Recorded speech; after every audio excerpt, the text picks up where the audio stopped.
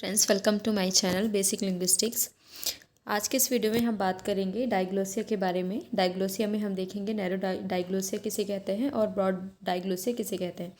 तो चलिए देखते हैं डायग्लोसिया होता क्या है।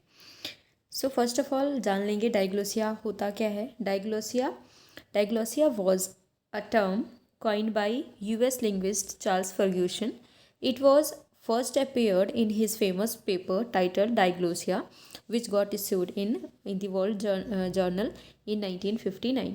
सो फर्स्ट ऑफ ऑल हमें ध्यान रखना है डायग्लोसिया जो टर्म है वो किसने कॉइन किया था। तो यूएस लिंग्विस्ट चार्ल्स फर्ग्यूसन ने, उनका एक पेपर पब्लिश हुआ था 1959 में जिसका नाम था जिसके टाइटल का नाम था डायग्लोसिया। सो वहीं से ये टर्म कॉइन हुआ। एंड डायग्लोसिक अगर हम डायग्लोसिक सिचुएशन की बात करें, सो अ डायग्लोसिक situation exist in a society when it has two distinct codes which show clear functional separation that is employed in one set of circumstances and the other in the entirely different set. सो डायग्लोसिक जो situation होता है उसको ऐसा कुछ समझ सकते हैं। किसी भी सोसाइटी में डायग्लोसिक सिचुएशन कुछ इस तरह एग्जिस्ट करती है कि एक आपको मिलेंगे, दो डिस्टिंक्ट कोड्स मिलेंगे which so clear functional separation. Means आप एक सोसाइटी में रह रहे हो, वहाँ पे दो कुछ लैंग्वेजेस का जो दो लैंग्वेज वेराइटीज़ आपको ऐसी मिलेंगी जो सेम सोसाइटी में फंक्शनल सेपरेशन रहता है। मतलब उनके जो काम है, ठीक है, एक काम के लिए वो दूसरा लैंग्वेज यूज़ करते हैं या दूसरी डायलेक्ट या वैरायटी यूज़ करते हैं, दूसरे काम के लिए दूसरा वैरायटी यूज़ करते हैं। फॉर एग्जांपल हम ये समझ सकते हैं कि जो सर्कमस्टेंसेस हमको मिलती हैं, ठीक है, अलग अलग, क्योंकि आपको पता है जब आप सोसाइटी में रहते हो तो बहुत सारे सर्कमस्टेंसेस आपको मिलते हैं। एक फॉर्मल सब सर्कमस्टेंसेस हो सकता है या फिर एक इनफॉर्मल हो सकता है, घर हो सकता है, ऑफिस हो सकता है या स्कूल हो सकता है। तो ऐसे कुछ सर्कमस्टेंसेस आपको मिलेंगे। या फिर सोसाइटी में ही आप बात कर लो तो कुछ आपको ऐसे मिलेंगे जो थोड़ा सा फॉर्मली जो रहते हैं थोड़ा सा, है ना, और फिर एक लो वैरायटी के आपको मिलेंगे। तो दो वैरायटी आपको डिवाइड मिलेगी। तो सोसाइटी में ऐसी सिचुएशन होना जहाँ पे सेम सर्कमस्टेंसेस में विद फंक्शनल सेपरेशन, मतलब उनके काम अलग अलग रहेंगे, दो वेराइटीज़ के काम अलग अलग रहेंगे। अगर ऐसा कुछ मिलता है तो वो डायग्लोसिक सिचुएशन कहलाती है। एक बार और देख लेते हैं इसको।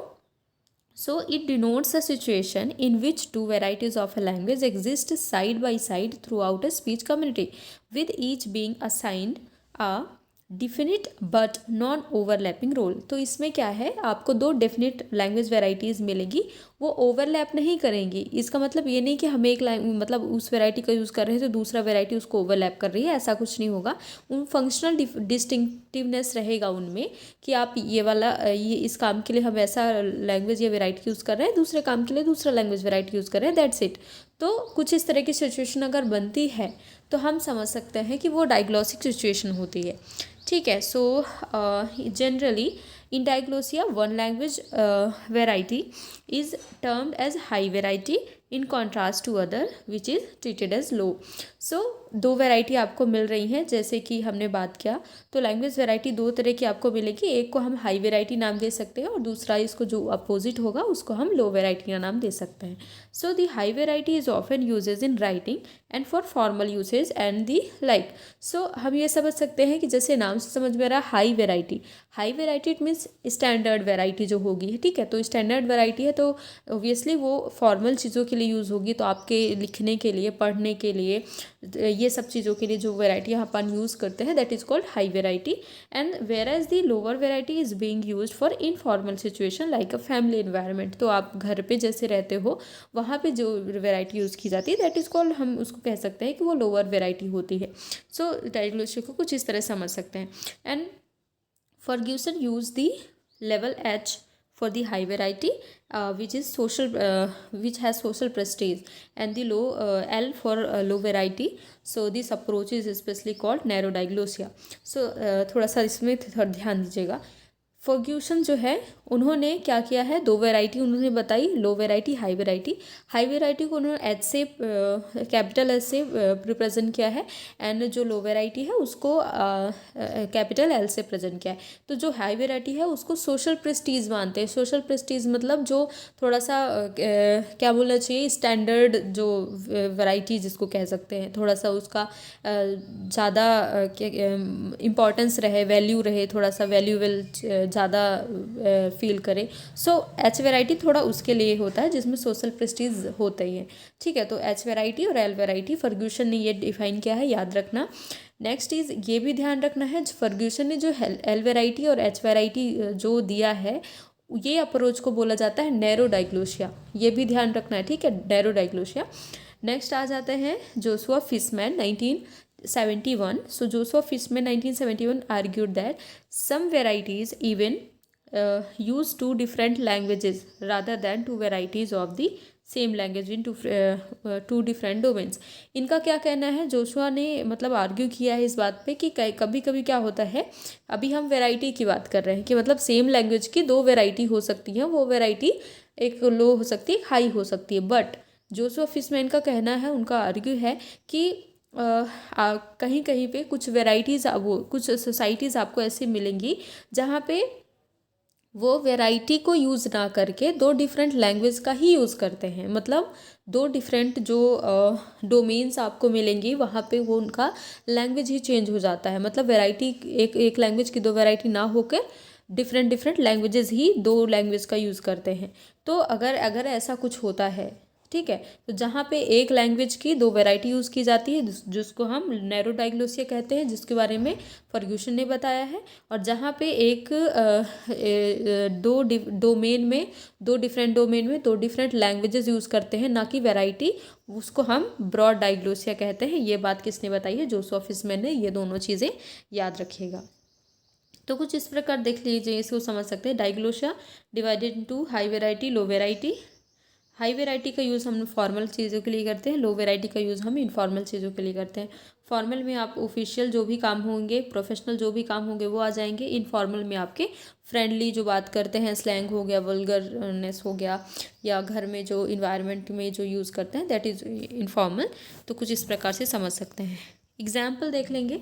सो पैरागाय, ये बहुत काफ़ी बार एग्ज़ाम में, नेट के एग्ज़ाम में भी ये टर्म पूछा गया है, कभी भी दिखेगा तो याद रखिएगा। पैरागाय, ये व्हेन वेयर स्पेनिश प्लेड दी, ये एक ऐसा ये डाइग्लोसिक सिचुएशन है, ये जगह है जहाँ पे आपका Spanish played the role of H variety and indigenous language Guarani played the L variety. तो यहाँ पे इस तरह समझ सकते हैं कि ये जो सिचुएशन है, ये डाइग्लोसिक सिचुएशन जहाँ पे आपका स्पेनिश और गौरानी, ये दो एक ये हाई वैरायटी की तरह और ये लो वैरायटी की तरह काम आती हैं। ठीक है, तो in all these societies there are two distinct varieties sufficiently distinct for the layman to all them separate languages, and one is used only on formal and public occasion while the other is used for everyday circumstances. तो ये समझ सकते हैं कि जो normal people होते हैं, जो लेमेंस होते हैं, वो क्या करते हैं कि एक फॉर्मली और जो भी पब्लिक सर्कमस्टेंसेस हमको ये ओकेशन मिलता है वहाँ पे एक लैंग्वेज का जो यूज़ करते हैं उसको हाई वैरायटी मान सकते हैं, और जो नॉर्मली जो एवरीडे सर्कमस्टेंसेस में यूज़ करते हैं उसको लो वैरायटी मान सकते हैं। अब डिफिनेशन क्या दिया है फर्ग्यूसन ने दिया है कि diglossia is a relatively stable language situation in which, in addition to a primary dialects of the language, which may include standard or regional standard, there is a very divergent, highly codified, so often grammatically more complex superposed variety, the vehicle of the large of respected body or written literature, either of an earlier period or in another speech community, which is learned largely by formal education and is used for most written and formal spoken purposes, but is not used for sector of the community for the ordinary conversation. तो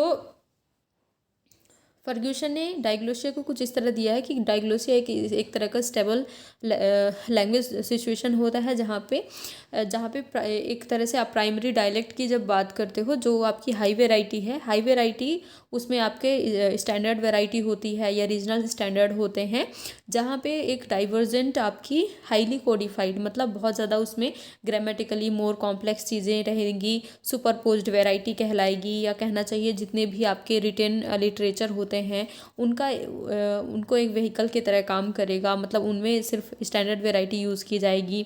साथ ही जो भी आपके formal educations हैं, जिसमें आप लिखना पढ़ना जो भी ये सारी चीज़ें करते हो, वो सब आपके और स्पोकन पर्पस के लिए हाई वैरायटी का यूज़ किया जाता है। बट इनका जो हमने अभी जो हाई वैरायटी की बात की जिसमें ये सारी चीज़ें आती हैं, वो आपके जो नॉर्मल ऑर्डिनरी कन्वर्सेशन है उसमें यूज़ नहीं होंगे। तो कुछ इस प्रकार से फर्ग्यूसन ने उसको डिफ़ाइन किया है। और फिर देख लेंगे फॉर एग्जांपल इन अरेबिक में देखेंगे with little variation between the most educated and the least educated speakers. तो ये अरेबिक में भी थोड़ा सा देख सकते हैं कि जो ज़्यादा एजुकेटेड पीपल हैं और कम एजुकेटेड पीपल हैं, दोनों के बीच में थोड़ा सा डिफरेंस जो वेरिएशन पाया जाता है अरेबिक में देख सकते हैं।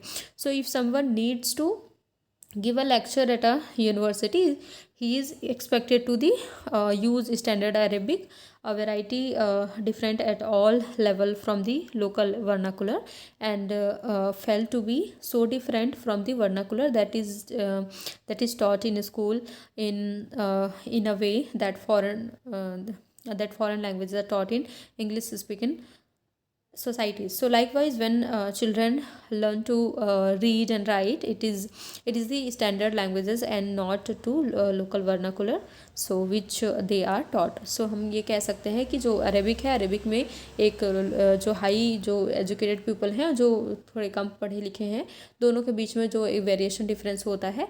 साथ ही हम ये भी एग्जाम्पल के तौर पे देख सकते हैं कि जब कभी भी हम एक यूनिवर्सिटी में अगर किसी को लेक्चर देना है या कुछ भी कुछ फॉर्मली ऐसा देना है आपको लेक्चर, तो वहाँ पे आप एक्सपेक्ट करते हो कि आप स्टैंडर्ड वैरायटी का ही यूज़ करो, आप लोकल जो वर्नाकुलर होता है हमारा, हम वो यूज़ नहीं कर सकते।